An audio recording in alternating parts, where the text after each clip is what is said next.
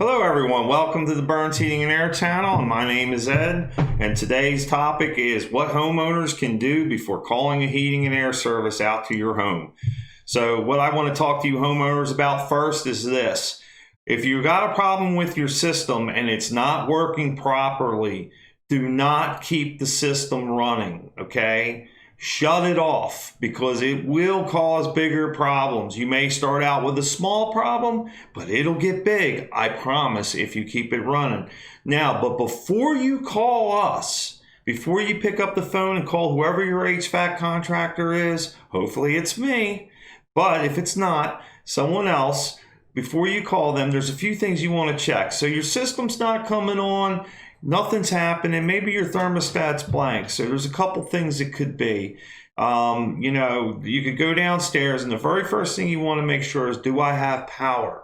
So one, check your breakers, make sure your breakers are working properly. That's a good one. So you go into the breaker panel, look for the one marked furnace, flip it back and forth, make sure see if the power comes on. The other thing is there's a light switch either right next to the furnace. Sometimes there's a red plate that says emergency switch.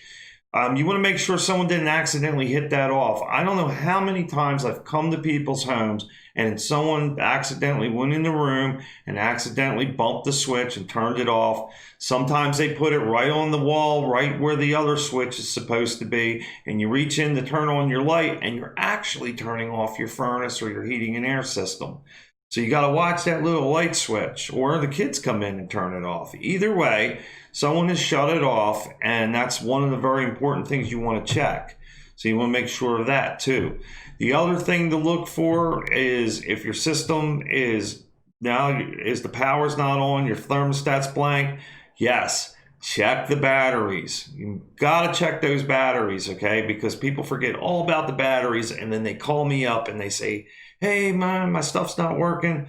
And sometimes when you call, we forget to tell you to check the batteries. So we come all the way out there, we're charging you a service fee, and all you needed was some batteries. Sure, I'll supply you the batteries, any good company would, but you're getting charged for something you could have done yourself. Not only that, if it's not the batteries and your thermostat's blank, there's a water safety cutoff switch either downstairs in your furnace or up in your attic, wherever your system may be, or even in your crawl space. Somewhere someone had put a wet switch on or a float switch on. So go down and check and make sure that your drain's not clogged and make sure that float's not tripped.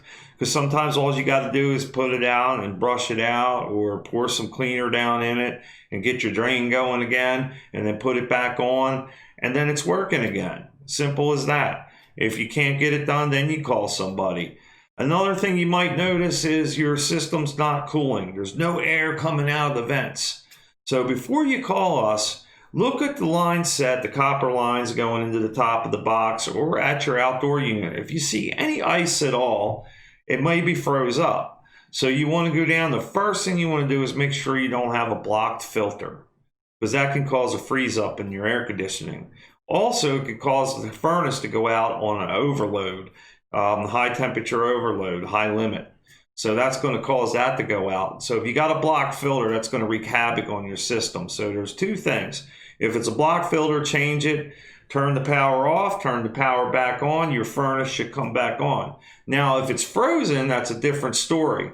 My recommendation is to shut the system off, and you're going to have to wait at least 4 hours for that to melt. Some people prefer to run only their fan, but sometimes that water can drain out too fast, so you better get ready to put some towels around the floor because it will not come out the drain. It'll drip down the middle, and we don't want the blower motor running inside the furnace or air handler, because if it is and water gets in it, it can short out the blower motor. So the best thing to do if you have a frozen system because of a blocked coil or a blocked filter, what I recommend you do is shut the system off, wait 4 hours, turn it on, feel the vent, make sure you got good air pressure coming out of the vent. When you do feel good air pressure coming out of your vent, then you know that the ice is melted and you can safely run the system.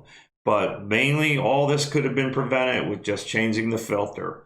Those are only few things that I can think of to tell you to check, because there's a lot of things that you could go and check but it would be unsafe and it wouldn't be wise for me to tell you to do something unsafe. So I hope you've enjoyed this episode of the Burns Heating and Air here on our channel. And if you really liked what you learned today, hit that like and subscribe button, leave a comment down below, and wait till next week when we bring you another video